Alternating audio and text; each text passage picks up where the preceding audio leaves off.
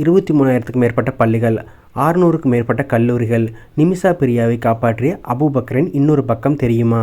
Yemen நாட்டில் சிறையில் இருந்த நிமிஷா பிரியா மரண தண்டனை ஒத்திவைக்கப்பட்டதில் கிராண்ட் முஃப்தி ஆஃப் இந்தியா என்று அழைக்கப்படும் காந்தபுரம் ஏபி அபூபக்கரின் பங்கு முக்கியமானது.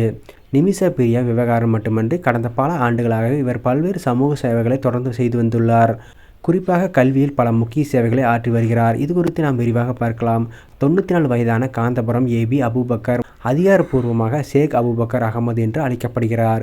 கிராண்ட் முஃப்தி ஆஃப் இந்தியா என்று அழைக்கப்படும் இவர் ஏமனில் உள்ள மத அதிகாரிகளுடன் பேச்சுவார்த்தை நடத்தினார்.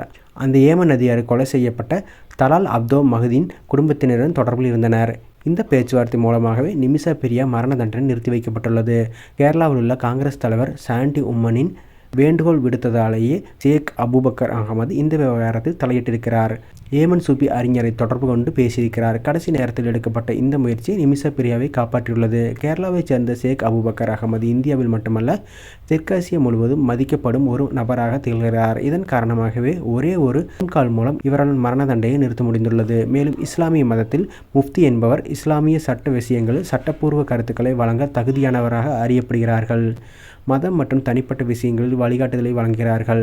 கிராண்ட் முஃப்தி என்றால் ஒரு பிராந்தியம் அல்லது நாட்டின் மிக உயரிய முஃப்தியை குறிக்கிறது. இதன் காரணமாகவே ஷேக் அபூபக்கர் அகமதின் கருத்துக்களை ஏமன் அதிகாரிகள் முக்கியமானதாக எடுத்துக்கொண்டுள்ளனர்.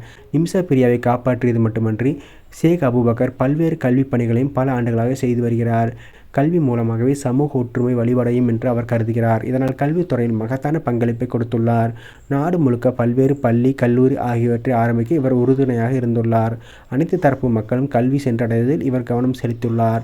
1978 நிறுவப்பட்ட புகழ்பெற்ற ஜாமியா மார்க்கஸ் உள்ளிட்ட இவரது கல்வி நிறுவனங்கள் மூலம் இதுவரை பல லட்சம் பேர் படித்துள்ளனர். தற்போது அவர் கீழ் 12,232 தொடக்கப் பள்ளிகள், 11,010 உயர்நிலைப் பள்ளிகள் என மொத்தம் 23,000க்கும் மேற்பட்ட பள்ளிகள் இயங்குகிறது.